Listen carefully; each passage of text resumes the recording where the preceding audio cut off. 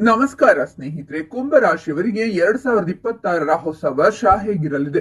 ಔದ್ಯೋಗಿಕ ಕ್ಷೇತ್ರದಲ್ಲಿರುವವರ ಬೆಳವಣಿಗೆ ಹೇಗೆ? ವಿದ್ಯಾರ್ಥಿಗಳಿಗೆ ಈ ವರ್ಷ ಶುಭದಾಯಕವ? ವ್ಯಾಪಾರಸ್ಥರಿಗೆ ಜ್ಯೋತಿಷ್ಯ ಹೇಗಿದೆ? ಕೌಟುಂಬಿಕ ಜೀವನ ಹೇಗಿರಲಿದೆ? ಆರೋಗ್ಯ, ಆರ್ಥಿಕ ಸ್ಥಿತಿಯಲ್ಲಿ ಶುಭ ಫಲಗಳಿವೆಯಾ ಅಥವಾ ಅಶುಭ ಫಲಗಳಿವೆಯಾ ಎನ್ನುವ ಸಂಪೂರ್ಣ ಮಾಹಿತಿಯನ್ನ ಈ ವಿಡಿಯೋದಲ್ಲಿ ಹೇಳ್ತೀನಿ. ಕೊನೆಯವರೆಗೂ ಸ್ಕಿಪ್ ಮಾಡದೆ ನೋಡಿ. ಅದಕ್ಕೂ ಮುನ್ನ ಕುಂಭರಾಶಿಯವರ ಬಗ್ಗೆ ಇನ್ನು ಹೆಚ್ಚಿನ ಮಾಹಿತಿಗಾಗಿ ಈ ವಿಡಿಯೋಗೆ ಲೈಕ್ ಚಾನಲ್ಗೆ ಸಬ್ಸ್ಕ್ರೈಬ್ ಆಗಿಲ್ಲ ಅಂದ್ರೆ ಈಗಲೇ ಸಬ್ಸ್ಕ್ರೈಬ್ ಮಾಡಿ, ಹಾಗೆ ಪಕ್ಕದಲ್ಲಿ ಬರೋ ಬೆಲ್ ಐಕಾನ್ ಅನ್ನ ಕ್ಲಿಕ್ ಮಾಡಿ. 2026ರ ಜ್ಯೋತಿಷ್ಯದ ಪ್ರಕಾರ ಕುಂಭರಾಶಿಯವರಿಗೆ ಈ ವರ್ಷ ಆತ್ಮಾವಲೋಕನದ ಹೊಸ ಆರಂಭವಾಗಿರುತ್ತದೆ. ಈ ವರ್ಷವು ಕುಂಭರಾಶಿಯವರಿಗೆ ಆರಂಭದಿಂದಲೇ ಹೆಚ್ಚಿನ ಜವಾಬ್ದಾರಿಗಳನ್ನು ತರುತ್ತದೆ. ಜನವರಿ 1ರಿಂದ ಶನಿ ವರ್ಷವಿಡೀ 2ನೇ ಮನೆಯಲ್ಲಿರುತ್ತಾನೆ. ಆದ್ದರಿಂದ ನೀವು ಆರ್ಥಿಕ ವಿಷಯಗಳಲ್ಲಿ ಸಂಯಮವನ್ನ ಕಾಯ್ದುಕೊಳ್ಳಬೇಕಾಗುತ್ತದೆ. ಕುಟುಂಬ ಜೀವನದಲ್ಲಿ ಕೆಲವು ಗೊಂದಲಗಳು ಮತ್ತು ತೊಂದರೆಗಳು ಸಹ ಇರುತ್ತವೆ. ಜುಲೈ 27ರಿಂದ ಶನಿಯ ಹಿಮ್ಮೆಟ್ಟುವ ಚಲನೆಯಿಂದಾಗಿ ಆಗಸ್ಟ್, ಸೆಪ್ಟೆಂಬರ್, ಅಕ್ಟೋಬರ್ ಮತ್ತು ನವೆಂಬರ್ನಲ್ಲಿ ಆರ್ಥಿಕ ಒತ್ತಡಗಳು, ಕೌಟುಂಬಿಕ ಜವಾಬ್ದಾರಿಗಳು ಮತ್ತು ಮಾನಸಿಕ ಒತ್ತಡ ಹೆಚ್ಚಾಗಬಹುದು. ಈ ಅವಧಿಯಲ್ಲಿ ನಿರ್ಧಾರಗಳಲ್ಲಿ ವಿಳಂಬವಾಗುವ ಸಾಧ್ಯತೆ ಇದೆ, ಆದರೆ ಇದು ನಿಮ್ಮ ಸ್ವಯಂ ನಿಯಂತ್ರಣ ಮತ್ತು ತಾಳ್ಮೆಯನ್ನು ಸಹ ಪರೀಕ್ಷಿಸುತ್ತದೆ. ಡಿಸೆಂಬರ್ 11, 2026ರಿಂದ ಶನಿಯ ನೇರ ಚಲನೆಯೊಂದಿಗೆ ವರ್ಷದ ಅಂತಿಮ ಹಂತದಲ್ಲಿ ಸ್ಥಿರತೆ ಮರಳುತ್ತದೆ ಮತ್ತು ಸ್ಥಗಿತಗೊಂಡ ಯೋಜನೆಗಳು ಕ್ರಮೇಣ ವೇಗವನ್ನ ಪಡೆಯುತ್ತವೆ. ವರ್ಷದ ಬಹುಪಾಲು ರಾಹು ಮತ್ತು ಕೇತುವಿನ ಪ್ರಭಾವವು ನಿಮ್ಮ ವ್ಯಕ್ತಿತ್ವ ಮತ್ತು ಸಂಬಂಧಗಳ ಮೇಲೆ ಕೇಂದ್ರೀಕರಿಸುತ್ತದೆ. ಜನವರಿ 2026ರಿಂದ ನವೆಂಬರ್ 2026ರವರೆಗೆ ರಾಹು ಲಗ್ನದಲ್ಲಿ ಮತ್ತು ಕೇತು 7ನೇ ಮನೆಯಲ್ಲಿರುತ್ತಾರೆ. ಇದರಿಂದಾಗಿ ನಿಮ್ಮ ನಿರ್ಧಾರ ತೆಗೆದುಕೊಳ್ಳುವಿಕೆ ಮತ್ತು ಸಂಬಂಧಗಳಲ್ಲಿ ಸಮತೋಲನವನ್ನ ಕಾಯ್ದುಕೊಳ್ಳುವುದು ಅತ್ಯಗತ್ಯ. ಇದು ಮಾನಸಿಕ ಒತ್ತಡವನ್ನ ಕಡಿಮೆ ಮಾಡುತ್ತದೆ ಮತ್ತು ನಿಮ್ಮ ಪ್ರಾಯೋಗಿಕ ದೃಷ್ಟಿಕೋನವನ್ನ ಬಲಪಡಿಸುತ್ತದೆ. ಆರ್ಥಿಕ ಸ್ಥಿತಿ ಹೇಗಿರುತ್ತೆ ಅಂದ್ರೆ, ಕುಂಭರಾಶಿಯವರಿಗೆ 2026 ಆರ್ಥಿಕ ವಿಷಯಗಳಲ್ಲಿ ಸಂಯಮ ಮತ್ತು ದೀರ್ಘಕಾಲೀನ ಯೋಜನೆಯನ್ನ ಸೂಚಿಸುತ್ತದೆ. ವರ್ಷವಿಡೀ 2ನೇ ಮನೆಯಲ್ಲಿ ಶನಿಯ ಸಂಚಾರವು ಆದಾಯ ಮತ್ತು ವೆಚ್ಚದಲ್ಲಿ ಸಮತೋಲನವನ್ನ ಪ್ರೇರೇಪಿಸುತ್ತದೆ ಮತ್ತು ಉಳಿತಾಯದ ಮೇಲೆ ಕೇಂದ್ರೀಕರಿಸುತ್ತದೆ. ವರ್ಷದ ಆರಂಭದಲ್ಲಿ ಆರ್ಥಿಕ ಪರಿಸ್ಥಿತಿಗಳು ಸ್ಥಿರವಾಗಿರುತ್ತವೆ, ಆದರೆ ವೆಚ್ಚಗಳನ್ನ ನಿಯಂತ್ರಿಸುವುದು ಅಗತ್ಯವಾಗಿರುತ್ತದೆ. ಜನವರಿ 1ರಿಂದ ಜೂನ್ 2ರವರೆಗೆ ಗುರು 5ನೇ ಮನೆಯಲ್ಲಿರುವುದರಿಂದ ಹೂಡಿಕೆಗಳು, ಶಿಕ್ಷಣ ಅಥವಾ ಸೃಜನಶೀಲ ಕೆಲಸಕ್ಕೆ ಸಂಬಂಧಿಸಿದ ವೆಚ್ಚಗಳು ಮತ್ತು ಲಾಭಗಳು ಎರಡೂ ಸಾಧ್ಯ. ಜೂನ್ 2ರ ನಂತರ 6ನೇ ಮನೆಗೆ ಗುರುವಿನ ಪ್ರವೇಶವು ನಿಯಮಿತ ವೆಚ್ಚಗಳನ್ನ ಹೆಚ್ಚಿಸಬಹುದು. ಇದು ಬಜೆಟ್ ನಿರ್ವಹಣೆಯನ್ನು ನಿರ್ಣಾಯಕವಾಗಿಸುತ್ತದೆ. ಜುಲೈ 27ರಿಂದ ಶನಿಯ ಹಿಮ್ಮೆಟ್ಟುವ ಚಲನೆಯು ಆಗಸ್ಟ್ ಮತ್ತು ನವೆಂಬರ್ನಲ್ಲಿ ಹಣಕಾಸಿನ ಅಡೆತಡೆಗಳು ಅಥವಾ ವಿಳಂಬ ಪಾವತಿಗಳಿಗೆ ಕಾರಣವಾಗಬಹುದು. ವರ್ಷದ ಕೊನೆಯಲ್ಲಿ ಡಿಸೆಂಬರ್ 11ರ ನಂತರ ಶನಿಯ ನೇರ ಚಲನೆಯು ಆರ್ಥಿಕ ಸ್ಥಿರತೆಯನ್ನ ಮರಳಿ ತರುತ್ತದೆ ಮತ್ತು ಪರಿಸ್ಥಿತಿ ಸುಧಾರಿಸುತ್ತದೆ. ವೃತ್ತಿ ಜೀವನ ಹೇಗಿರುತ್ತೆ ಅಂದ್ರೆ, ಕುಂಭರಾಶಿಯವರಿಗೆ ಈ ವರ್ಷ ವೃತ್ತಿ ಕ್ಷೇತ್ರದಲ್ಲಿ ಜವಾಬ್ದಾರಿ, ಸ್ಪರ್ಧೆ ಮತ್ತು ಕ್ರಮೇಣ ಪ್ರಗತಿಯ ವರ್ಷವಾಗಿರುತ್ತದೆ. ವರ್ಷದ ಆರಂಭದಲ್ಲಿ ಜನವರಿ 1ರಿಂದ ಜೂನ್ 2ರವರೆಗೆ ಗುರುವು 5ನೇ ಮನೆಯಲ್ಲಿದ್ದು ಹೊಸ ಆಲೋಚನೆಗಳು, ಸೃಜನಶೀಲ ಯೋಚನೆಗಳು ಮತ್ತು ರಾಜಕೀಯ ಚಿಂತನೆಯನ್ನ ಪ್ರೋತ್ಸಾಹಿಸುತ್ತಾನೆ. ಈ ಸಮಯವು ಹೊಸ ಯೋಜನೆಗಳನ್ನ ರೂಪಿಸಲು, ಕೌಶಲ್ಯಗಳನ್ನ ಅಭಿವೃದ್ಧಿಪಡಿಸಲು ಮತ್ತು ಭವಿಷ್ಯದ ಹಾದಿಯನ್ನ ರೂಪಿಸಲು ಅನುಕೂಲಕರವಾಗಿರುತ್ತದೆ. ಜೂನ್ 2ರಿಂದ ಗುರುವು 6ನೇ ಮನೆಗೆ ಪ್ರವೇಶಿಸಿದ ನಂತರ ಜೂನ್ನಿಂದ ಅಕ್ಟೋಬರ್ ವರೆಗೆ ಕೆಲಸದ ಹೊರೆ, ಸ್ಪರ್ಧೆ ಮತ್ತು ಜವಾಬ್ದಾರಿಗಳು ಹೆಚ್ಚಾಗಬಹುದು.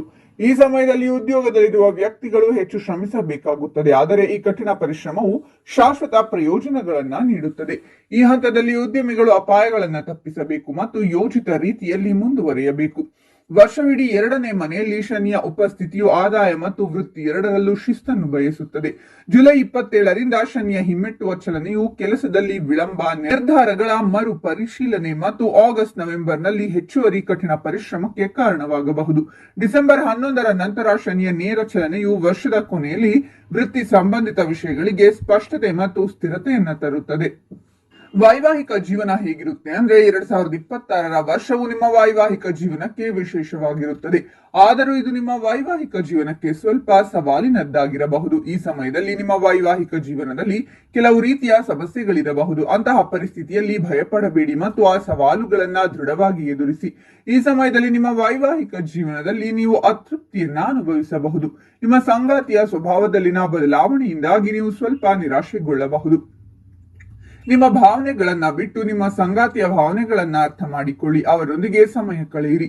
ಪ್ರತಿಯೊಂದು ಪರಿಸ್ಥಿತಿಯಲ್ಲೂ ನೀವು ಅವರೊಂದಿಗೆ ನಿಂತಿದ್ದೀರಿ. ಅಂತಹ ಪರಿಸ್ಥಿತಿಯಲ್ಲಿ ಜೀವನ ಸಂಗಾತಿಯು ನಿಮ್ಮ ಭಾವನೆಗಳನ್ನ ಸಹ ಅರ್ಥ ಮಾಡಿಕೊಳ್ಳುತ್ತಾರೆ. ಇದರಿಂದಾಗಿ ಇಬ್ಬರ ನಡುವೆ ಸಾಮರಸ್ಯವು ಗೋಚರಿಸುತ್ತದೆ. ಮೇ ತಿಂಗಳಿನಿಂದ ನಿಮ್ಮ ವೈವಾಹಿಕ ಜೀವನಕ್ಕೆ ಸಂದರ್ಭಗಳು ಅನುಕೂಲಕರವಾಗಿರುತ್ತವೆ. ಇನ್ನು ಪ್ರೇಮ ಜೀವನದ ಬಗ್ಗೆ ಹೇಳೋದಾದ್ರೆ ಈ ವರ್ಷ ಪ್ರೇಮ ಮತ್ತು ಕುಟುಂಬ ಸಂಬಂಧಗಳ ವಿಷಯಕ್ಕೆ ಬಂದಾಗ ಆತ್ಮಾವಲೋಕನ ಮತ್ತು ಪ್ರಬುದ್ಧ ನಿರ್ಧಾರಗಳನ್ನ ಮಾಡಬೇಕು. ಜನವರಿಯಿಂದ ನವೆಂಬರ್ 2026ರವರೆಗೆ ರಾಹು ಲಗ್ನದಲ್ಲಿ ಮತ್ತು ಕೇತು 7ನೇ ಮನೆಯಲ್ಲಿರುವುದರಿಂದ ಸಂಬಂಧಗಳು ಕೆಲವೊಮ್ಮೆ ಗೊಂದಲ, ಅಸಮತೋಲಿತ ನಿರೀಕ್ಷೆಗಳನ್ನ ಅನುಭವಿಸಬಹುದು. ಆದ್ದರಿಂದ ಸಂಯಮ ಮತ್ತು ಸ್ಪಷ್ಟ ಸಂವಹನ ಅತ್ಯಗತ್ಯ. ವರ್ಷದ ಉತ್ತರಾರ್ಧದಲ್ಲಿ ಅಕ್ಟೋಬರ್ 31ರಿಂದ ಗುರು 7ನೇ ಮನೆಗೆ ಪ್ರವೇಶಿಸುತ್ತಾನೆ. ಇದು ನವೆಂಬರ್ ಮತ್ತು ಡಿಸೆಂಬರ್ನಲ್ಲಿ ಸುಧಾರಿತ ಸಂಬಂಧಗಳು, ಹೆಚ್ಚಿನ ತಿಳುವಳಿಕೆ ಮತ್ತು ಸಹಕಾರಕ್ಕೆ ಕಾರಣವಾಗುತ್ತದೆ. 2026ರ ಕುಂಭ ರಾಶಿ ಚಕ್ರದ ಜಾತಕದ ಪ್ರಕಾರ ಸಂಬಂಧಗಳು ಉಳಿಯಲು ತಾಳ್ಮೆ ಮತ್ತು ಸೂಕ್ಷ್ಮತೆಯನ್ನ ಕಾಪಾಡಿಕೊಳ್ಳುವುದು ಅತ್ಯಗತ್ಯ. ಇನ್ನು ಶಿಕ್ಷಣದ ಬಗ್ಗೆ ನೋಡೋದಾದ್ರೆ ಕುಂಭ ರಾಶಿಯ ವಿದ್ಯಾರ್ಥಿಗಳಿಗೆ ಈ ವರ್ಷ ಕಠಿಣ ಪರಿಶ್ರಮ, ಏಕಾಗ್ರತೆ ಮತ್ತು ಕ್ರಮೇಣ ಯಶಸ್ಸಿನ ವರ್ಷವಾಗಿರುತ್ತದೆ. ಜನವರಿ 1ರಿಂದ ಜೂನ್ 2, 2026ರವರೆಗೆ ಗುರುವು 5ನೇ ಮನೆಯಲ್ಲಿರುತ್ತಾನೆ. ಶಿಕ್ಷಣ, ಸ್ಪರ್ಧಾತ್ಮಕ ಪರೀಕ್ಷೆಗಳು ಮತ್ತು ಸೃಜನಶೀಲ ವಿಷಯಗಳಲ್ಲಿ ಯಶಸ್ಸಿಗೆ ಸಹಾಯ ಮಾಡುತ್ತಾನೆ. ಇದು ಹೊಸ ವಿಷಯಗಳನ್ನ ಕಲಿಯಲು ಮತ್ತು ಆತ್ಮವಿಶ್ವಾಸವನ್ನ ಬೆಳೆಸಲು ಸೂಕ್ತ ಸಮಯ. ಜೂನ್ 2ರ ನಂತರ ಗುರುವು 6ನೇ ಮನೆಗೆ ಪ್ರವೇಶಿಸುತ್ತಾನೆ. ಅಧ್ಯಯನದಲ್ಲಿ ಒತ್ತಡ ಮತ್ತು ಶಿಸ್ತಿನ ಅಗತ್ಯವನ್ನ ಹೆಚ್ಚಿಸುತ್ತಾನೆ. ಈ ಹಂತದಲ್ಲಿ ಸ್ಥಿರ ಅಭ್ಯಾಸ ಮತ್ತು ಸಮಯ ನಿರ್ವಹಣೆ ಅತ್ಯಗತ್ಯ. ವರ್ಷದ ಕೊನೆಯ ಭಾಗದಲ್ಲಿ 7ನೇ ಮನೆಗೆ ಗುರುವಿನ ಪ್ರವೇಶವು ಮಾರ್ಗದರ್ಶಕರು ಮತ್ತು ಶಿಕ್ಷಕರಿಂದ ಬೆಂಬಲವನ್ನ ತರುತ್ತದೆ.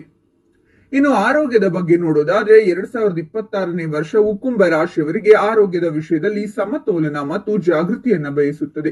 ಜನವರಿಯಿಂದ ನವೆಂಬರ್ 2026ರವರೆಗೆ ರಾಹು ಲಗ್ನದಲ್ಲಿರುವುದರಿಂದ ಮಾನಸಿಕ ಚಡಪಡಿಕೆ ಮತ್ತು ಅನಿಯಮಿತ ದಿನಚರಿ ಉಂಟಾಗುತ್ತದೆ.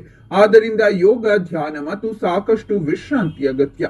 5ನೇ ಮನೆಯಲ್ಲಿ ಗುರುವಿನ ಉಪಸ್ಥಿತಿಯಿಂದಾಗಿ ಜನವರಿ 1ರಿಂದ ಜೂನ್ 2, 2026ರವರೆಗೆ ಮಾನಸಿಕ ಶಕ್ತಿ ಉತ್ತಮವಾಗಿರುತ್ತದೆ.